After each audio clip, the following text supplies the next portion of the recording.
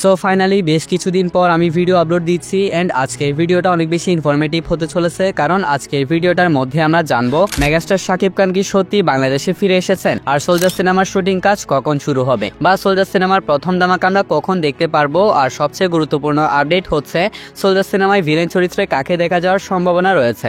অন্যদিকে আফরান নিশো তার আপকামিং দম সিনেমা সম্পর্কে কি বলেছেন, এন্ড মার্কো 2 এবং প্রবাসের আপকামিং সিনেমার সম্পর্কে থাকবে ধামাকাদার আপডেট, সাথে লোকেশ কানাগরাজের আপকামিং সিনেমার আপডেট থাকবে আজকের এই ভিডিওতে। তাহলে চলুন আর যারা কথা না বলে আমাদের আজকের ভিডিওটা শুরু করি। এই ফাঁকে আপনি চাইলে ভিডিওতে লাইক আর চ্যানেলটাও সাবস্ক্রাইব করে রাখতে পারেন। প্রথমে আসি মার্কো 2 এর কাছে। 2024 সালের মোস্ট ভায়োলেন্ট সিনেমা ছিল মার্কো। এই সিনেমাটা এতটাই ভায়োলেন্ট ছিল যে এই সিনেমা ওটিটি থেকে পর্যন্ত ব্যান করে দেওয়া হয়েছিল। প্রচুর পরিমাণে সমালোচনা হওয়ার কারণে এই সিনেমা থেকে এই সিনেমার লিড ক্যারেক্টার অর্থাৎ উন্নি মুকুন্দান সরে গিয়েছেন। তিনি অনেক আগে বলে দিয়েছিলেন যে তিনি মার্কো 2 করবেন না, কিন্তু এখন 100% কনফার্ম যে নির্মাতারা মার্কো 2 নিয়ে আসার প্ল্যান করছেন এবং এই সিনেমার নাম দেওয়া হয়েছে লর্ড মার্কো। আর গুঞ্জন আকারে শোনা যাচ্ছে যে লর্ড মার্কো ক্যারেক্টারে অভিনয় করতে দেখা যাবে এইবার রকিং স্টার ইয়াশকে।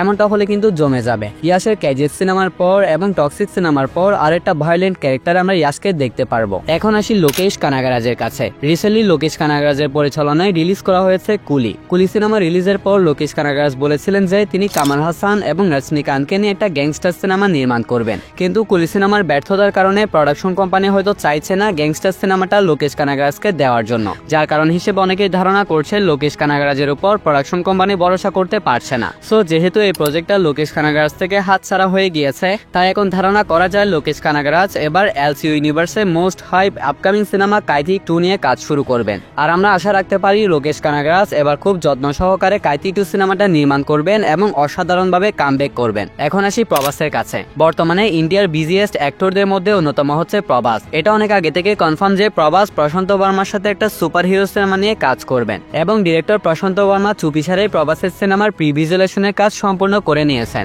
এই সিনেমার প্রত্যেকটা চরিত্র, প্রতিটি দৃশ্য, প্রতিটি শট প্রশান্ত বর্মা প্রি ভিজুয়ালাইজেশনের মাধ্যমে সূক্ষ্মভাবে ডিজাইন করে নিয়েছেন। ডিরেক্টর সন্দীপ রেড্ডি ভাঙ্গার সাথে স্পিড সিনেমার পর সম্ভবত এই সিনেমার শুটিং কাজ শুরু হয়ে যাবে। আর যদি সবকিছু ঠিকঠাক থাকে তাহলে 2026 সালের শেষের দিকে অথবা 27 সালে আমরা এই সিনেমাটা দেখতে পারবো। এখন আসি আফরান নিশোর কাছে। যেমনটা আপনারা অনেকেই জানেন, আফরান নিশোর আপকামিং সিনেমা হচ্ছে দম। এটা হতে চলেছে একটা অ্যাডভেঞ্চার গল্পের উপর বেসড করা সিনেমা। ইতিমধ্যে এই সিনেমার শুটিং কাজ শুরু হয়ে গিয়েছে। সো এই সিনেমা সম্পর্কে আফরান নিশো বলেছেন, দম সিনেমার গল্প মারাত্মকভাবে পছন্দ হয়েছে আমার। যদি প্রডিউসার এবং ডিরেক্টররা সঠিকভাবে সিনেমাটা বানাতে পারে তাহলে অসাধারণ একটা সিনেমা হবে এটা। তিনি আরো বলেছেন, এই গল্পের জন্য ভালো পারফর্মার দরকার, আমাকে ভালো পারফরমেন্স করতে হবে, আর এই চরিত্রটার জন্য আমাকে প্রচন্ড কষ্ট করতে হবে, কারণ এই চরিত্রটা অনেক বেশি কষ্টকর এবং প্যারাদায়ক। আফরান নিশো এই পর্যন্ত যে 2টা সিনেমাতে কাজ করেছে এই 2টা সিনেমাই ছিল গল্প নির্ভর সিনেমা, আর নিঃসন্দেহে দম একটা গল্প নির্ভর সিনেমা হবে। আর আফরান নিশোর কাছ থেকে একটা অসাধারণ গল্পের সিনেমা আমরা আগামী বছর ঈদ উল ফিতরে দেখতে চলেছি।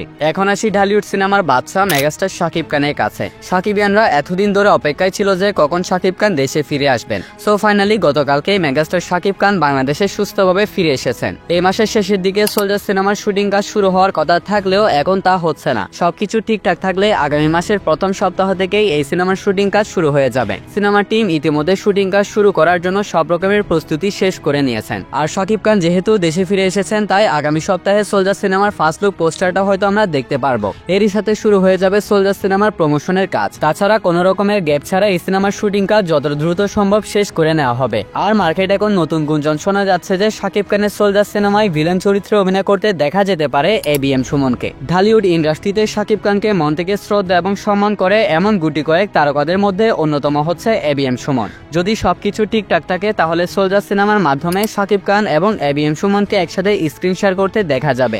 এবিএম সুমন আমাদের ইন্ডাস্ট্রির আন্ডাররেটেড যোগ্যতা সম্পন্ন অভিনেতাদের মধ্যে অন্যতম, কিন্তু পারফেক্টভাবে তাকে কেউ আজ পর্যন্ত ব্যবহার করে দেখাতে পারে নাই। আর বর্তমান সময়ে একটা লিড ক্যারেক্টারের পাশাপাশি ভিলেন ক্যারেক্টারও কিন্তু অনেক গুরুত্বপূর্ণ ভূমিকা পালন করছে। তাছাড়া গুরুত্বপূর্ণ ভূমিকা পালনের পাশাপাশি মানুষের মন জয় করে দেখাতে পারছে। তাই সোলজার সিনেমায় যদি এবিএম সুমনকে পারফেক্টভাবে ভয়ঙ্কর একটা ভিলেন ক্যারেক্টারে প্রেজেন্ট করা হয় তাহলে এবিএম সুমনের মর্মটা ঢালিউডের প্রডিউসার, ডিরেক্টরদের পাশাপাশি অডিয়েন্সরাও বুঝতে পারবে।